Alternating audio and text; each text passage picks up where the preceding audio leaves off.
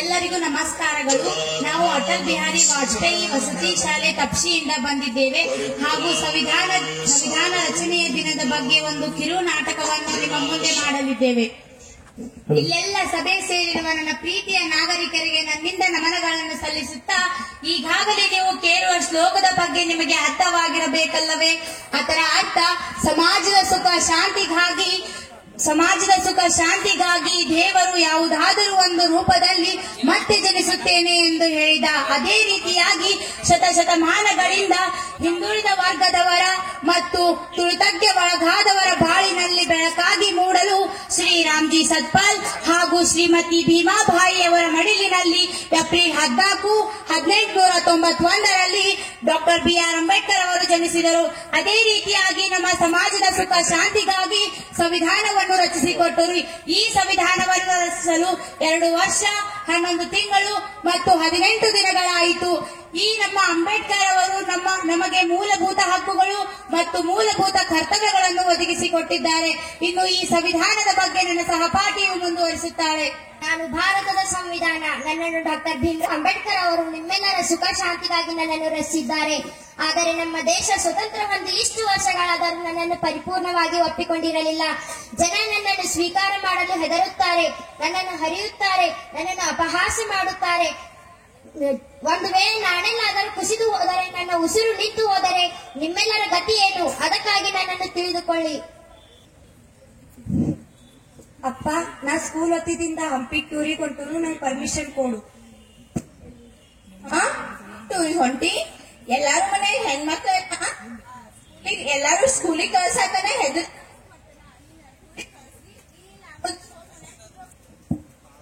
ಅಪ್ಪ, ನನ್ನ ಫ್ರೆಂಡ್ಸ್ ಜೊತೆ ಗೋವಾ ಟೂರ್ ಹೊಂಟು, 10,000 ರೂಪಾಯಿ ಇದ್ರೆ ಕೊಡು. ಮಗ್ನ, ನೀ ಗೋವಾ ಟೂರಿಗೆ ಹೊಂಟಿ, ಅದು ಫ್ರೆಂಡ್ಸ್ ಜೊತೆ ಹೊಂಟಿ, 10,000 ರೂಪಾಯಿ ಸಾಕಾಗ್ತಾವು ನಿಂಗ? ಇನ್ನ 10,000 ರೂಪಾಯಿ ಸೇರಿಸ್ಕೊಡ್ತೇನೆ, ಆರಾಮ್ ಟೂರಿಗೆ ಹೋಗ್ಬಾ. ಅಪ್ಪ, ನಾ ಹೆಣ್ಮಗಳದನಂತ ಭೇದ ಭಾವ ಮಾಡತಿ ಯಾಕ? ನಂಗೆ ಈ ಸಂವಿಧಾನ ಒಳಗ್ ಜೀವ್ಸಾಕ್ ಅಧಿಕಾರ ಇಲ್ಲೇನ್? ನಂಗೂ ನನ್ನದೇ ಆದ ಆಸೆ ಇಚ್ಛೆ ಇರ್ತಾವಿಲ್ಲೋ? ಹೌದು, ಜೀವಿಸೋ ಅಧಿಕಾರ ಸಂವಿಧಾನದಲ್ಲಿ ಎಲ್ಲರಿಗೂ ಐತಿ. ಈ ಅಧಿಕಾರವನ್ನು ನಿನ್ನಿಂದ ಕಸಿದುಕೊಳ್ಳಲು ಯಾರಿಗೂ ಸಾಧ್ಯ ಇಲ್ಲ.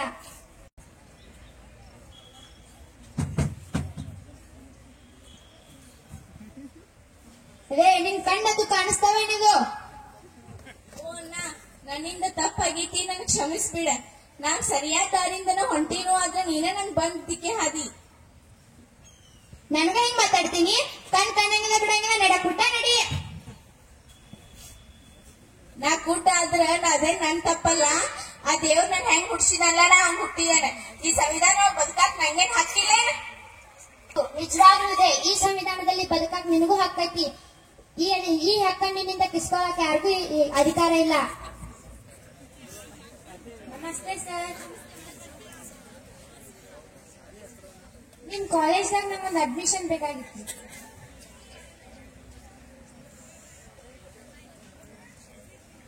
ನೀ ಎಕ್ಸಾಮ್ ಒಳಗ್ ಫಸ್ಟ್ ರ್ಯಾಂಕ್ ಬಂದಿ ಅಲ್ಲ, ಆದ್ರೂ ನಿಂಗೆ ಈ ಕಾಲೇಜ್ ಒಳಗ್ ಅಡ್ಮಿಷನ್ ಸಿಗಂಗಿಲ್ಲ. ಯಾಕೆ ಈ ಕಾಲೇಜ್ದಾಗ ಅಡ್ಮಿಷನ್ ಸಿಗಂಗಿಲ್ಲ? ಯಾಕಂದ್ರ ಈ ಸ್ಕೂಲ್ನಾಗ ದೊಡ್ಡ ದೊಡ್ಡ ಅಧಿಕಾರಿಗಳ ಮತ್ತ ರಾಜಕೀಯ ಮಕ್ಕಳದಾಗ, ನೀ ನೋಡ್ರೆ ಕಾರ್ಮಿಕರ ಮಗಳದಾಗಿ, ಅಧಿಕಾರಿಗ ಈ ಸ್ಕೂಲ್ನಾಗ ಅಡ್ಮಿಷನ್ ಸಿಗಂಗಿಲ್ಲ. ನಾ ಕಾರ್ಮಿಕನ ಮಗಳದನಂತ ಹೇಳಿ ನಂಗೆ ಈ ಸ್ಕೂಲ್ದಾಗ ಅಡ್ಮಿಷನ್ ಸಿಗಂಗಿಲ್ಲ ಏನ್ರಿ?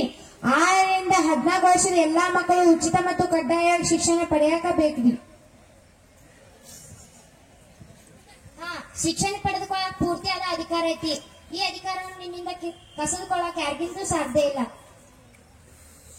ನೋಡಿ, ಕಿನ್ನ ಬಂದ್ 2 ದಿನ ಆಗಿಲ್ಲ, ಎಷ್ಟ್ ನಕರ ಮಾಡ್ತಾರೆ. ಮಗ್ನ, ನಾನ್ ನಿಂಗೆ ಹೇಳಿನಲ್ಲೋ ಆಕಿಗ್ ಬೇಗ ಮುಕ್ತಿ ಕೊಟ್ಟ ಬ್ಯಾರದಕ್ಕೆ ಮದ್ವೆ ಆಗತ್ತಂದ. ಆಯ್ತಮ್ಮ, ಹಂಗ ಮಾಡೋನು ನಾವು. ಈಕಿಗ್ ಲಗುಚ್ ಮುಕ್ತಿ ಕೊಟ್ಟ ಬ್ಯಾರದಕ್ಕೆ ಮದ್ವೆ ಮಾಡೋನು. ನಿನ್ ಕೆಟ್ಟ ಹೌದ, ನಮ್ಮ ಅಮ್ಮಗೆ ಇರಿಟೇಟ್ ಮಾಡ್ಬೇಡತ್ತ, ಅಷ್ಟದು ಮಾಡ್ತೀಯ. ನಿನ್ ಇವತ್ತ ನನ್ನ ಸಾವೈತಿ.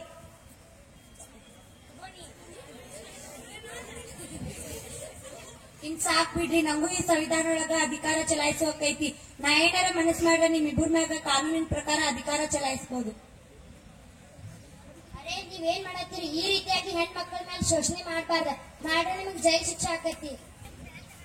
ಅದೇ ನಿಲ್ರಿ, ನೀವ್ ರಸ್ತೆ ನಿಯಮಕ್ಕೆ ಉಲ್ಲಂಘನೆ ಮಾಡತ್ತೀರಿ. MLA ಮಗ ಇದ್ರ ಎಲ್ಲರಿಗೂ ಒಂದೇ ನ್ಯಾಯ ಐತೆ. ಈ ನ್ಯಾಯವನ್ನ ಯಾರು ಅಡ್ಡವಾಗಿ ಇದ್ ಮಾಡೋಂಗಿಲ್ಲ. ನೀವ MLA ಮಗ ಅಂತ ಇನ್ನೂ ಜಾಸ್ತಿ ರೊಕ್ಕ ಕೊಟ್ಟು ಹೋಗ್ರಿ. ನಿಮ್ಗೆ ಗೊತ್ತೈತಿಲ್ಲ ರೀ, 1 man is 1 vote. 1 vote equal to 1 value. ಹಂಗ ಒಬ್ಬ ಗುಡಿಸಲಿರುವ ವ್ಯಕ್ತಿಗೂ ಒಂದೇ ಓಟ, ಹಂಗ ಮ್ಯಾಗ ಪ್ರವಾಸ ಮಾಡುವ ಅಂಬಾನಿಗೂ ಒಂದೇ ಓಟ. ಹೌದು, ನಿಜವಾದ ಮಾತು. ಕಾನೂನು ಎಲ್ಲರಿಗೂ ಸರಿ ಸಮಾನವಾದದ್ದು. ಸಾಮಾನ್ಯ ಪ್ರಜೆ ಆದ್ರೂ ಅಷ್ಟ, ಜನಪ್ರತಿನಿಧಿ ಮಗನಾಗಿದ್ರು ಅಷ್ಟ, ಎಲ್ಲರಿಗೂ ಕಾನೂನು ಸಮಾನವಾಗಿದ್ದು. ರಾಮ್ ಸಿಯಾ ರಾಮ್ ಜೈ ಜೈ ರಾಮ್, ರಾಮ್ ಸಿಯಾ ರಾಮ್ ಜೈ ಜೈ ರಾಮ್.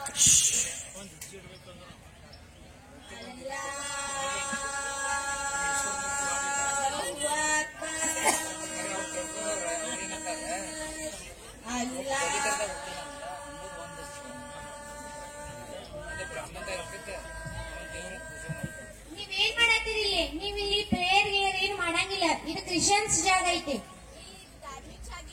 ಮಾಡೋರನ್ನ ಗೊತ್ತಿಲ್ಲ, ಹೋಗ್ರಿ ಇಲ್ಲಿಂದ. ನೀವೇನ್ ಏನ್ ಮಾಡತ್ತೀರಿ? ಮುಸ್ಲಿಂ ಜಾಗ ಐತಿ, ನಡೀರಿ. ಹಿಂದೂ ಧರ್ಮ ಐತಿ, ನಾವಿಲ್ಲಿ ಪೂಜೆ ಮಾಡೋರ ಮತ್ ಪ್ರೇಯರ್ ಮಾಡೋರ ಅಂದ್ರೆ ಮಾಡೋರ್. ಇದೇನ್ ನಮ್ಗೆ ಈ ಮಾತು ನಿಜ. ನಮ್ ದೇಶದಲ್ಲಿ ನಿರಪೇಕ್ಷವಾದ ದೇಶ. ಅವ್ರವ್ರ ಧರ್ಮಗಳನ್ನ ಅವ್ರವ್ರ ಪಾಲನೆ ಮಾಡಲು ಸಂಪೂರ್ಣವಾದ ಅವಕಾಶ ಐತಿ.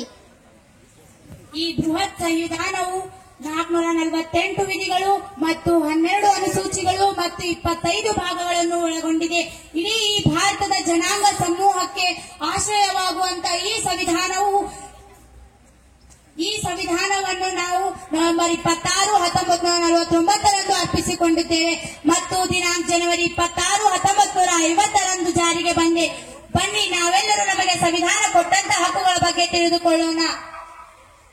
ಮೊದಲನೆಯದಾಗಿ ಸಮಾನತೆಯ ಹಕ್ಕು ಮತ್ತು ಸ್ವಾತಂತ್ರ್ಯ ಹಕ್ಕು ಮತ್ತು ಶೋಷಣೆ ವಿರುದ್ಧ ಹಕ್ಕು, ಧಾರ್ಮಿಕ ಹಕ್ಕು, ಸಾಂಸ್ಕೃತಿಕ ಮತ್ತು ಶೈಕ್ಷಣಿಕ ಹಕ್ಕು, ಕೊನೆಯದಾಗಿ ಸಂವಿಧಾನ ಪರಿಹಾರ ಹಕ್ಕು. ಇವುಗಳೆಲ್ಲ ಹಕ್ಕುಗಳನ್ನು ಮುಂದೆ ಇಟ್ಟುಕೊಂಡು ಹೀಗೆ ಇವುಗಳ ಪ್ರಕಾರ ನಡೆದುಕೊಂಡು ಹೋಗೋಣ. ಈಗ ಪ್ರಸ್ತಾವನೆಯ ಸಮಯ. We the people of India, having solemnly resolved to constitute India into a sovereign, socialist, secular, democratic republic, and to secure to all its citizens justice, social, economic, and political, liberty of thought, expression, belief, faith, and worship, equality of status and of opportunity, and to promote among them all fraternity, assuring the dignity of the individual and the unity and integrity of the nation. In our Constituent Assembly, this 26th day of November 1949, do hereby adopt, enact, and give towards this Constitution. Jai Hind.